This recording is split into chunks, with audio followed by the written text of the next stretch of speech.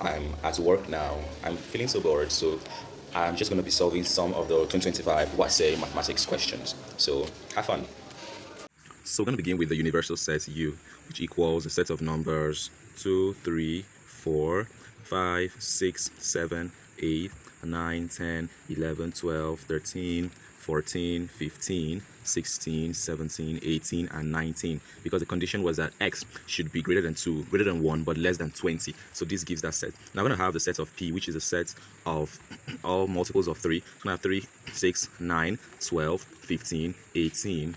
Oh, yeah, I'm going to stop there because, yeah, it shouldn't go beyond that. So Q is a set of all prime numbers in that range. So we're going to have 2, 3, 5, 7, 11, 13, 17, and 19. Okay, now we need to have the complement of P, also called P prime. So that's going to be equal to all the elements in the universal set that are not present in P. So what are those? 2, 4, 5, 7.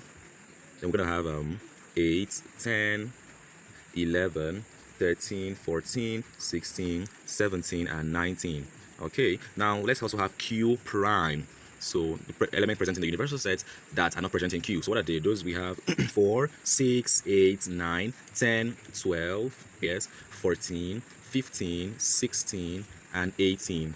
Okay, 18. There was only for that last comma. So now these are the sets we have. Let's answer question A. It says, what is the intersection of P and Q prime? So that's the elements common in both P and Q prime, which is equal to 6, 9, 12, 15, and 18. Now B says, what's the union of P prime and Q? So that equals 2, 3. That refers to the combination of this and this. So 2, 3, 4, 5, 7, 8, 10, 11, 13, 14, sorry, we can see, then 16, 17, and 19.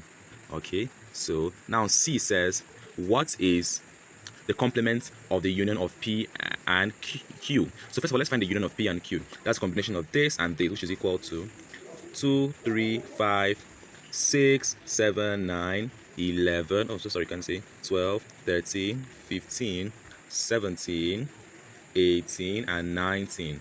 Okay, now what's the complement, or the complement of this? So what's the prime of this thing?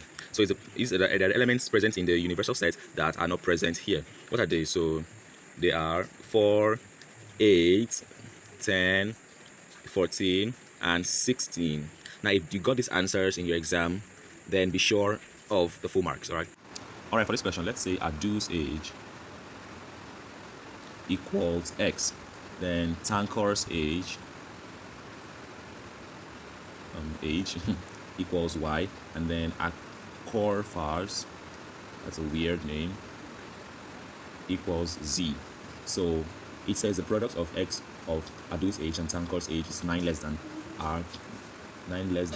Akorfar's age. So that means x, y, which is the product of x and y, is equal to 9 less than z minus 9. So we call this equation 1.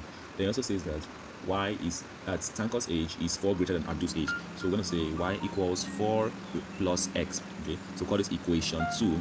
And then it then says that Akorfar's age is 6 times Tankor's age. So we're going to say z equals 6y.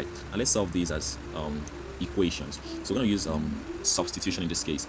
Now since z equals 6y, y equals 4 plus x, xy equals z minus 9. We're looking for z, that's Akorfar's age. We can start off by finding x, and we find y, then we find z. So we're going to substitute this into this thing. So it becomes x into whatever I see, y becomes 4 plus x equals z is 6. I'm replacing this now with this, y minus 9. And then that's not all. I have to do x bracket 4 plus x, and then I bring 9 over plus 9.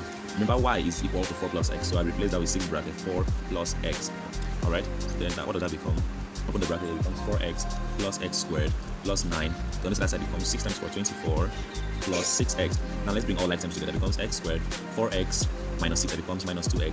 9 minus 24 minus 15 equals what? 0. So this has led us to a quadratic equation. Now let's solve it. Let's factorize. Factors of 15 that multiply to give, that add up to give minus 2x and multiply to give minus 15. Well, let me just show it for you. It becomes x minus 5 and x plus 3. So x is going to be equal to 5, or x is going to be equal to minus 3. We're going to pick 5 because age cannot be negative, so definitely not this. We're going to go with this. Now it means that Adu's age, so Adu's age equals 5, Tankor's age.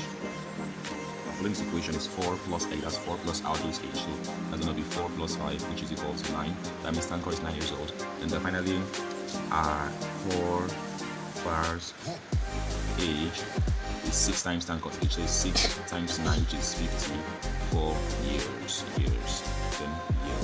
So to answer the question, this is the final answer of this question, right? The one thing I want you to know about this question is that the time the savings on electricity stops increasing refers to the value of X that gives a maximum monthly saving. So they just like saying, find the value of X that gives a maximum value of Y. They don't get tricked by the wording of the question. How do you find the value of X that gives a maximum value of S, as in this case? So you are to apply differentiation in this case. But there are two ways of actually solving it, but I'm going to use differentiation method. So using ds over dx, that's the derivative of s with respect to s. Using this equals 0, we're going to differentiate this entire thing. So it's going to be d over dx of 200, because s is this, so the differential of this entire thing, plus 50x minus 2x squared equals 0.